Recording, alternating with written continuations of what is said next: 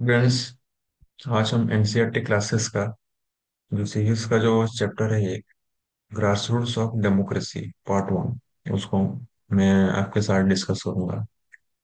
तो मैं शुरू करता हूँ। ठीक है।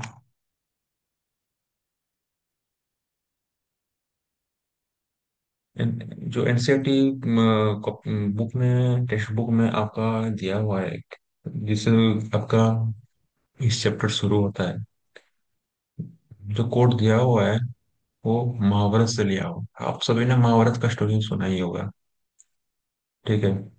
तो सेंटेंस जो बोलता है, the rulers protect dharma, dharma protects those who protects it. Mahabharata में क्या हुआ था, आप उस सभी को अगर जानते होंगे। पांडव और कौरव जो थे, दो भाइयों थे। 5 पांडव और 100 कौरव थे। लेकिन पांडव ने धर्मों का धर्मों का पालन किया, अपना धर्म की ओर थे वो। लेकिन कौरवों ने अधर्म की ओर थे। तो विजय महाभारत जो युद्ध हुआ, उसके पश्चात विजय किसका हुआ था? पांडवों को हुआ था, यानी धर्म का हुआ था। तो क्या होता है सार, मैं उसका कंक्लूजन में पहुंचूं तो पांडवों ने धर्म का रक्षा किया था, उसको प्रोटेक्ट किया था।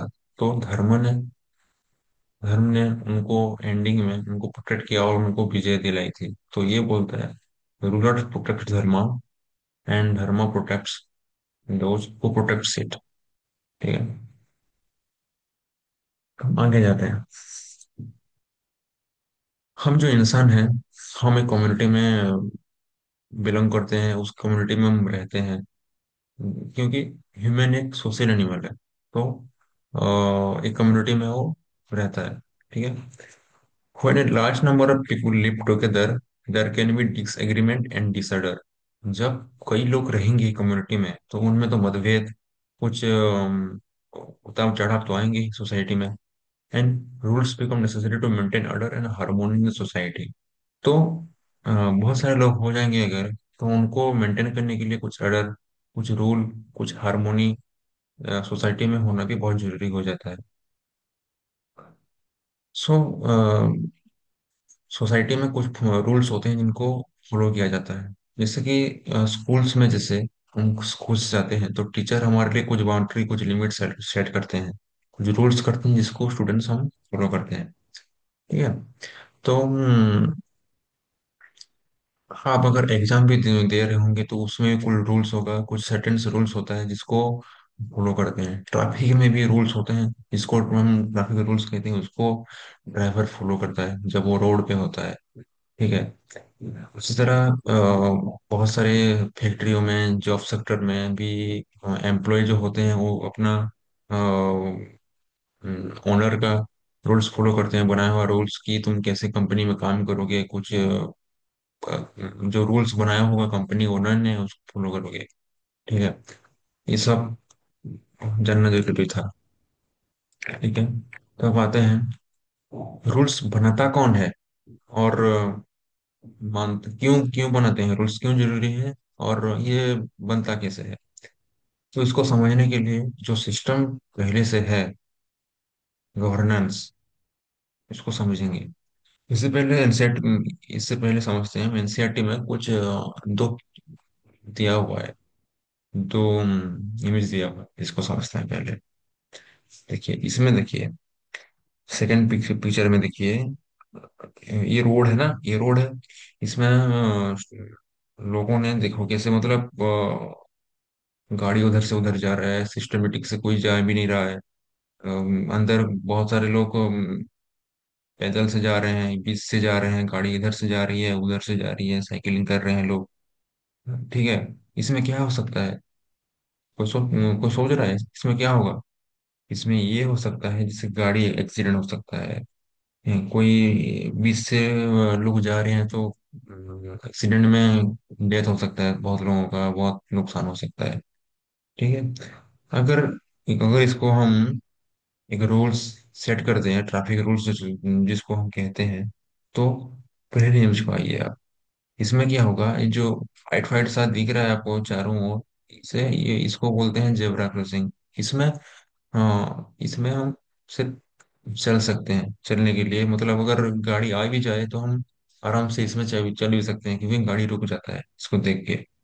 अगर कोई चल के जा रहा हो, ठीक है, ट्रैफिक लाइट जो होता है येलो, ग्रीन और रेड, तो इस सबको देखकर एक ड्राइवर अपना कब रुकेगा कब जाएगा ये सब डिसाइड करता है। और गाड़ी सिस्टम मतलब रोड पे जो व्हीकल्स हैं वो अपना सिस्टमेटिक रूल्स फॉलो करके ड्राइव करते हैं, ठीक है। तो गवर्नेंस, समझते हैं गवर्नेंस क्या है? The process of taking decisions, organizing the society's life with different sets of rule and ensuring that they are followed is called governance। Governance क्या है? एक सेट ऑफ डिसीजंस है जिसको सोसाइटी को ऑर्गेनाइज करने के लिए कोई डिफरेंट सेट्स ऑफ रूल को ये लोग बनाते हैं, गवर्नेंस सिस्टम में बनाया जाता है, क्योंकि इंश्योर किया जाता है कि लोगों इसको फॉलो करें, ठीक है। तो इस सिस्टम को गवर्नेंस बोला जाता है। So the group of individual or the systems that make the rules and ensure that they are followed is called governance। तो गवर्नेंट क्या है? एक ग्रुप ऑफ इंडिविजुअल है और सिस्टम है, ठीक है, जिस जो लोग रूल्स बनाते हैं, क्योंकि उन लोगों को पता होता है कि इंश्योर करते हैं ये लोग कि ये लोग जो रूल्स बना रहे हैं इसको सोसाइटी लोग फॉलो करेंगे, सिटीजन्स फॉलो करेंगे, एक देश का या एक स्टेट का, ठीक है। ये जो रूल बनाते हैं इसको हम लॉ बोलते हैं, ठीक है, लॉस।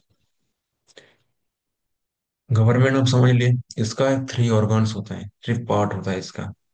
जो थ्री ऑर्गन्स उसका नाम देख लो आप: लेगिस्लेचर, एग्जीक्यूटिव एंड जुडिशियरी, ठीक है। फर्स्ट आता है लेगिस्लेचर। आप लोग पहली बार ये टर्म सुन रहे होंगे, ये तीन तीन टर्म है, आपने सुना होगा लेकिन आपको समझ नहीं आ रहा होगा, तो मैं समझाता हूँ। लेगिस्लेचर, देखिए, the legislature is the organ that makes the new laws। Sometimes it also updates or removes existing laws। This is done by an assembly and of representatives of the people। Legislature क्या आता है? और government का एक part होता है जो कि रूल्स बनाता है, न्यू न्यू लॉ बनाता है, ताकि लोगों इसको फॉलो करें। और अगर कोई पुराना लॉ होगा इसको अपडेट भी करता है, क्योंकि समय के हिसाब से रूल्स अपडेट भी होते हैं, ठीक है। उनको ये बदलता भी है, न्यू लॉ बनाता भी है। और इसको बनाता कौन है? रिप्रेजेंटेटिव्स ऑफ पीपुल, जिसको हम चुनते हैं, जिसको हम वोट देके चुनते हैं कि हमको ये लोग सिस्टमेटिकली रन कराएं, ठीक ठीक है। इसको हम आगे समझेंगे। तो लेगिस्लेचर हो गया। लेगिस्लेचर ये है कि एक ऑर्गन है गवर्नमेंट का जो कि लॉ, न्यू रूल बनाता है, ठीक है, और इसको अपडेट भी करता है। न्यू लॉ को ये अपोज भी करता है, कोई लॉ को रिमूव भी करता है, ठीक है। दोबारा फिर देखते हैं। एग्जीक्यूटिव सेकेंड ऑर्गन है इसका, जो बोलते हैं इसको बोलते हैं एग्जीक्यूटिव। इसको देखते हैं। The executive is the organ that implement the law. It this includes the head of state, who may be a president or prime minister or chief minister. So the minister and any agency responsible for enforcing law and order, ठीक है। Executive, इसमें क्या है? Execute करना होता है। Law बन गया, लेजिस्लेचर ने लॉ बना दिया, तो इसको एग्जीक्यूट भी करना होता है। और ये एग्जीक्यूट कौन करता है? एग्जीक्यूटिव। ये लोग लॉ को इम्प्लीमेंट करते हैं, ठीक है, एग्जीक्यूट कराते हैं, ठीक है। लॉ को इम्प्लीमेंट कौन करेगा? किसके हाथ में पावर होता है? प्राइम मिनिस्टर, प्रेसिडेंट, एक स्टेट का चीफ मिनिस्टर, हो गया। इन सब ये सब लॉ को इम्प्लीमेंट करते हैं, रूल्स को इम्प्लीमेंट कराते हैं। The minister and main agency responsible for enforcing law and order. इन लोगों को लॉ एंड ऑर्डर मेंटेन करना होता है, इम्प्लीमेंट कर दिया, इनको अभी लॉ एंड ऑर्डर मेंटेन करना होता है। जैसे कि साइबर पुलिस, क्राइम ब्रांच, ये लोग, पुलिस, ये सब लॉ एंड ऑर्डर को मेंटेन करते हैं। इसका थर्ड ऑर्गन जो है judiciary. The judiciary is the system of courts which decides whether someone has broken the law, and if so, what course of action should be taken, including punishment. Okay. Judiciary जो होता है, देखो एक system में rules बन गया, law and order भी maintain हो गया, लोग इसको फॉलो करेंगे नहीं करेंगे ये उनके हाथ में है।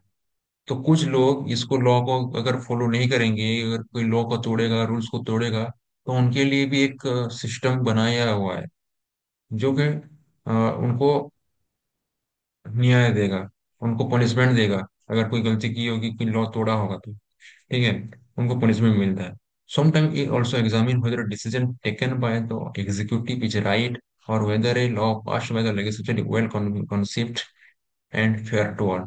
ये सिर्फ लोगों के लिए भी मतलब पनिश नहीं करता। अगर कोई गलती सरकार की ओर से होता है, एग्जीक्यूट गलत होता है लॉ, या लेजिस्लेचर अगर लॉ ठीक से बना नहीं पाता, और एग्जीक्यूटिव जो अगर लॉ को इम्प्लीमेंट कर नहीं पाता अच्छे से, और ये अगर लोगों के लिए, हित के लिए भी नहीं है, तो इसको जुडिशरी इसको एग्जामिन करता है, और इसको जुडिशरी इसको एक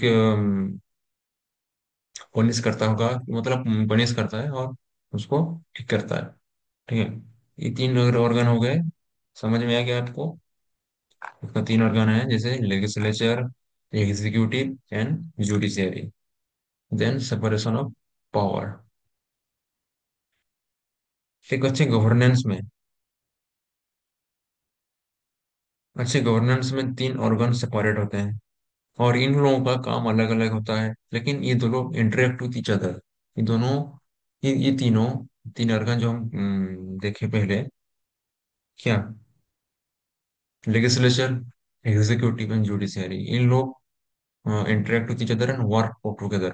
In a good system of governance, these three organs must be kept secret, kept separate, although they interact with each other and work together. This separation is called separation of power. हर तीन organ के पास अलग अलग powers हैं, separate powers हैं। ठीक है, इसको हम सेपरेशन ऑफ पावर बोलते हैं। लेकिन इन लोग साथ में काम करते हैं। अगर लॉ बना नहीं होगा तो इम्प्लीमेंट कैसे होगा, और इम्प्लीमेंट नहीं होगा तो अगर कोई गलती लॉ में की, रूल्स में थोड़ा, तो उसको हम न्याय कैसे देंगे, हम उसको पनिश कैसे करेंगे, ये सब आपस में जुड़ा हुआ है। It is intended to provide a system of check and balance. This means that each organ of the government can check what the other is doing and restore balance if one organ acts beyond its expected role. वही बात है, ये organ दोनों, तीनों आपस में check and balance में depend करते हैं। जैसे मैंने बताया था कि लेजिस्लेचर लॉ को बनाता है, ठीक है, उसको चेक करेगा, फिर उसको उसका इम्प्लीमेंट होगा। ठीक है, तो ये सब। फिर आता है थ्री लेवल ऑफ गवर्नमेंट। इसको हम कैसे समझेंगे? गवर्नमेंट, गवर्नमेंट एक लोकल लेवल में होता है और नेशनल लेवल में होता है। In many countries include India, its function three level और टायर, जैसे कि लोकल, स्टेट और रीजनल और नेशनल लेवल पे जो गवर्नमेंट होता है। ठीक है, इस बॉक्स को देखिए। ठीक है, सबसे समझने पहले इस बॉक्स को देखिए, आप समझने की कोशिश कीजिए। जो कि है local government, state government and central government. दिख रहा है, तीन गवर्नमेंट है। लोकल गवर्नमेंट में है जैसे कि छोटे छोटे गांव, विलेज, टाउन हो गए, इसमें भी लोग रहते हैं, लोग एग्जिस्ट करते हैं, कम्युनिटी है, विलेज है। तो उनको कंट्रोल करने के लिए एक लोकल गवर्नमेंट होता है, उनको रूल्स एंड लॉ भी फॉलो करना होता है, इसको एग्जामिन करने के लिए एक लोकल गवर्नमेंट होता है। उसके ऊपर जाएंगे हम स्टेट से बिलोंग करते हैं। ठीक है, तो स्टेट्स को मैनेज करने के लिए, रन करने के लिए भी एक गवर्नमेंट होता है, जो कि स्टेट लेवल में होता है। स्टेट आता है कंट्री में। तो कंट्री में सेंट्रल लेवल पे गवर्नमेंट होता है जो कि हर एक स्टेट को कंट्रोल करता है, सुप्रीम कंट्रोलर है ये, जो कि नेशनल लेवल पे होता है। तो India, we have local governments, state government and central और यूनियन गवर्नमेंट्स। ठीक है। इंडिया में तीन पार्ट का गवर्नमेंट होता है: central government, state government and local government. एक मोटो दिया हुआ है एनसीईआरटी में, ठीक है, जो कि इंस्पायर है एंशियंट टेक्स्ट के लोग, लाइक हमारा इंडिया गवर्नमेंट का एक मोटो जो है, सत्यमेव जयते, ट्रूथ एलोन टेम्स। और ये तो गवर्नमेंट का मोटो हो गया, लेकिन सुप्रीम कोर्ट का जो मोटो है, ये तो धर्मो ये तो धर्मोस्तु तो जय, जहाँ धर्म है वहां भी जय है। जिसकी महाभारत में हुआ था, आपको सभी को पता है महाभारत युद्ध के बारे में, मैंने पहले ही बताया होगा। ठीक है। इसको तो हम समझ लेते हैं, दोबारा समझ लेते हैं। जुडिशियरी, जो कि न्यायपालिका। इंडिया लेवल में न्याय कहाँ दिया जाता है? Supreme court of India. ठीक है, नेशनल लेवल पे। लेकिन स्टेट लेवल में जुडिशियरी, न्याय दिलाने के लिए एक हाई कोर्ट होता है। लेजिस्लेचर, जो लॉ को बनाते हैं। लॉ कौन लोग बनाते हैं? उनका एक टू हाउस, नेशनल लेवल पे दो हाउस होता है: लोकसभा, राज्यसभा। ये दो हाउस जो होते हैं, ये लोग लॉ को फॉलो करते हैं। हम आगे समझेंगे इसको आराम से कि राज्यसभा लोकसभा क्या है। ठीक है। अब बस याद रखिए कि ये लोकसभा राज्यसभा जो है नेशनल लेवल पे होते हैं। लेकिन स्टेट लेवल में एक स्टेट असेंबली होता है जिसको विधानसभा बोलते हैं। स्टेट है सिंगल असेंबली, एक फ्यू स्टेट है टू। जैसे कि हर स्टेट में अलग अलग होता है। तो किस स्टेट में एक विधानसभा होता है, किस स्टेट में अलग अलग दो होते हैं। ठीक है। इसके बाद जो लेजिस्लेचर हो गया, इसके बाद एग्जीक्यूटिव। एग्जीक्यूटिव को सेंट्रल गवर्नमेंट, सेंट्रल लेवल पे प्रेसिडेंट उसको हेड करते हैं, जो कि head of supreme commander and Indian arm force. ठीक है। लेकिन इसको एग्जीक्यूटिव एग्जीक्यूट कौन करता है? Prime minister. ठीक है। लीड करते हैं प्रेसिडेंट, और इसको लॉ को जो भी बनाते हैं नेशनल लेवल पे, लेजिस्लेचर, लोकसभा राज्यसभा दो सभा, इसको इम्प्लीमेंट कौन करेगा? प्राइम मिनिस्टर करते हैं। ठीक है। देन स्टेट गवर्नमेंट, एग्जीक्यूटिव, इसका जो लीड करते हैं उसको बोलते हैं गवर्नर, और इसको एग्जीक्यूट कौन करता है? स्टेट का सीएम, चीफ मिनिस्टर। ठीक है। जो फंक्शन है, रिस्पॉन्सिबिलिटी है एग्जीक्यूटिव, ये इसका, तो ये है सेंट्रल लेवल पे डिफेंस का मैनेजमेंट, फॉरेन अफेयर्स हो गया, एटॉमिक एनर्जी, कम्युनिकेशन, जैसे नेशनल लेवल पे इंटरनेशनली कम्युनिकेशन होता है, currency, inter state commerce, education, promoting national policies, जिसको हम फॉलो करेंगे। लेकिन स्टेट में पुलिस लॉ एंड ऑर्डर को मेंटेन करता है, adaptation implementation of laws made by the central government to the state level। जो भी लॉ सेंट्रल लेवल पे बनाया होगा उसको स्टेट फॉलो करेगा। Public health, education, agriculture, irrigation and local government. ठीक है। देन एक नया पार्ट है डेमोक्रेसी। डेमोक्रेसी वर्ड्स जो आया है, एक ग्रीक वर्ड से आया है, demos and Kratos. Demos, demos and crisis से क्रेटोस। ठीक है।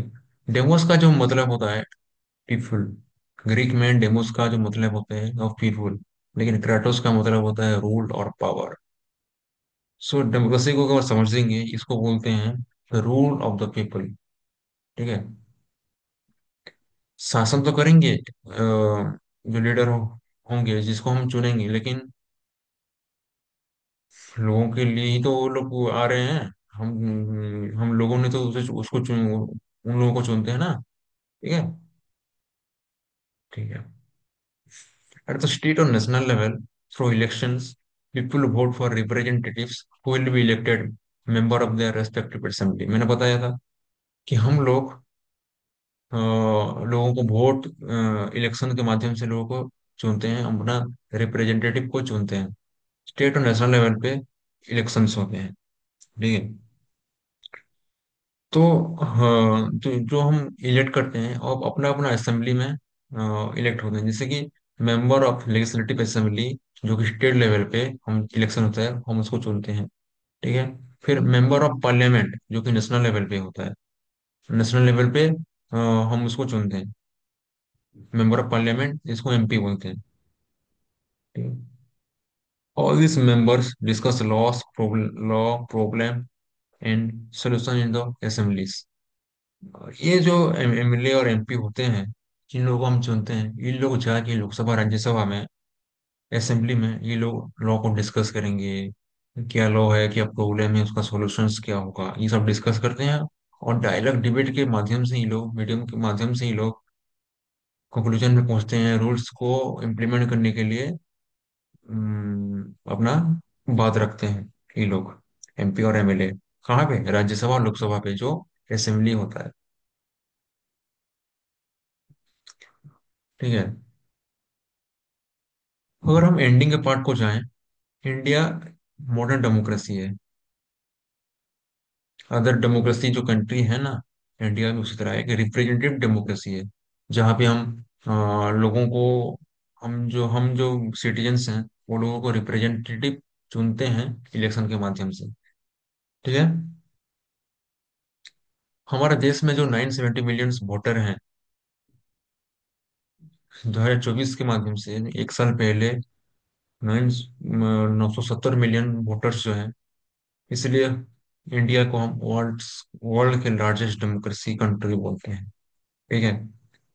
इसके जो वोटर्स हैं, हमारा इंडिया सिटीजन्स 18 से 18 से हम वोटिंग करने के लिए, इलेक्शन में पार्टिसिपेट करने के लिए रेडी हो जाते हैं। ठीक है।